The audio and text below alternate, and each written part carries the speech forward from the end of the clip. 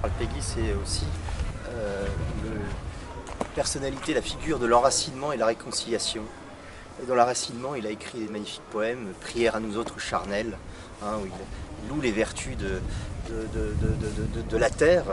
On prend un petit peu le discours de Barès, mais il lie le spirituel au charnel. L'un ne peut pas aller sans l'autre.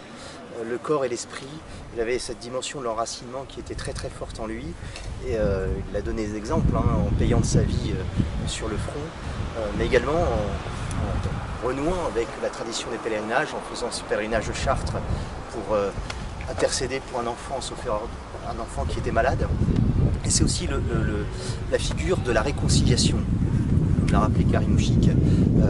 Charles Péguy était ancien Dreyfusard, socialiste républicain, il s'est converti au christianisme et il assume à la fois toutes ces dimensions et comme le disait Karim Ouchik, je pense qu'il faut assumer dans notre histoire ces parts d'ombre, ces parts de lumière, ces parts de conflit, ces complexes, ces tiraillements. Et je pense que cette figure justement à la fois de républicains et de chrétiens profondément enracinés est pour nous un modèle à l'heure où notre pays est peut-être plus que jamais visé et menacé dans sa substance même, de transcender et de dépasser ces querelles intestines.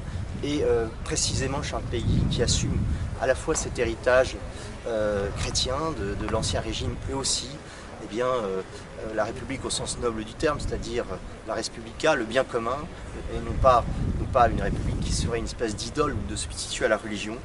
C'est une figure de réconciliation et d'enracinement. C'est la raison pour laquelle nous sommes fiers de l'honorer. Et puis, au même titre que Jeanne d'Arc, Charles Péguy a consacré des magnifiques poèmes à Sainte-Geneviève, à Sainte-Jeanne d'Arc. Donc il